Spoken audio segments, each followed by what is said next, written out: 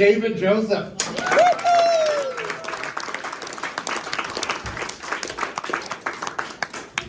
How's everyone doing? Awesome. I almost didn't come on tonight because Eric, that was just up here, talked about public speaking and picturing your audience in their underwear.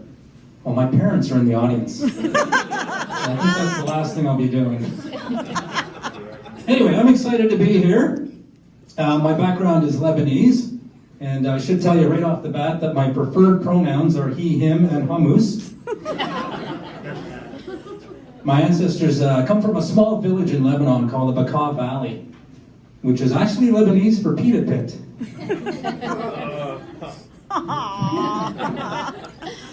Now, most people actually think Lebanon is a very, very dangerous place, but I'm here to tell you that it's actually not as dangerous as you'd think.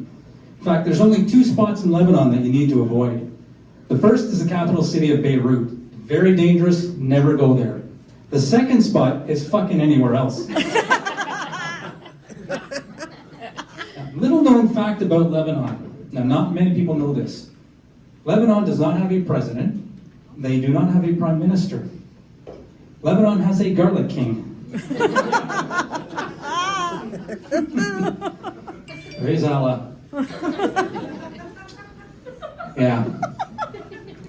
Actually, and sometimes I don't feel like I'm Lebanese, I feel like a true Lebanese person because I was born and raised here in Canada.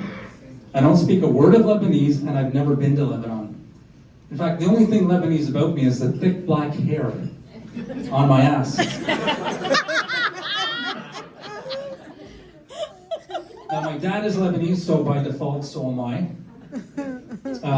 But speaking of my dad was very strict when I was growing up. I had a very strict childhood. The rule was no friends allowed in the house unless there's at least one parent home. So one day I'm home alone with my buddy Gary. And my dad walks in the front door. He sees Gary.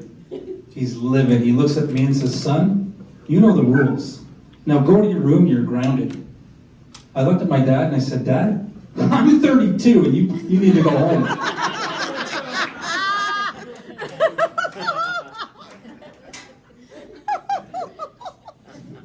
Nice. Appreciate all that. It's my sister laughing in the audience. I love it. Any married people here? Married couples here? There's a married couple right in the front. Can I get your name, sir? Darren. Darren, and I assume this is your wife or your girlfriend? Yes. So what's your name, ma'am? Tracy. Tracy. Darren and Tracy. So how long have you been married, Darren? 29 years. 29 years. Congratulations. Let's hear it for them.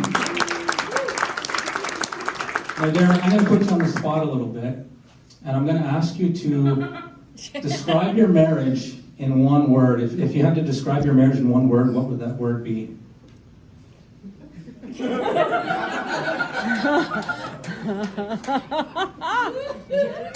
Psycho. Wow, psycho. Enjoy the pull-out bed tonight. I've been married for 30 years. Happily for 20. And I'll be honest, and Darren probably can relate to this, but being married to the same person for 30 years or 29 years, it's not easy. It's hard work. And I've learned over the years that there are 3 things that every marriage must have if it's going to last this long. And those things are this: good communication, trust, and separate vacations. Mandatory. And I think back to how things were, when I was married in the beginning to how they are now. And Darren, I'm sure you can relate to this, but things are very, very different. For example, when I first got married, my wife and I had these cute little pet names for each other. Now we just have names for each other. And the sex was different too. Dad, cover your ears. The sex was different too. I mean, early on, you had sex and you like to snuggle after, right? It's all about the snuggle, right, Darren? Whether you like it or not. Exactly. But you find over time, the snuggle becomes the sex. Good, 2 people got it. And I've also learned over the years that there are certain things that you should never, ever say to your wife. Ever. For example, it's highly advisable to never say to your wife, "Is it that time of the month already?" Done it. If you do that, Darren knows, be prepared for a little alone time. And if you happen to have a bit of a fight or a disagreement and she happens to cry, don't ever say, "Are you done crying yet?" Doesn't go over very well. And the last thing you should never do, if you disagree with something she says, is never say, "Okay, Karen." Unless, of course, you're married to a Karen, in which case you have a whole other set of issues. No offense to anyone named Karen. Anyway, it's not all our fault, right, guys? It's not our fault. I mean, God has to take some responsibility in this. Because on the day that man and woman were created, I think God called in sick. And whoever was acting for God that day really fucked up because he made us completely different. For example, how can a man and woman answer the exact same question with the exact same words and have it mean something completely different? Case in point, the question, "What's wrong?" Nothing. Which actually has been the catalyst to millions of arguments over the years. But the most common response to the question of what's wrong is? Nothing. Nothing. Now, when that question is answered by a man, it means just that. There is nothing wrong.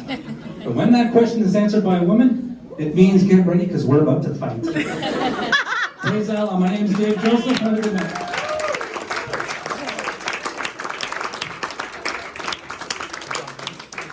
One more time for David Joseph Everett. Guys.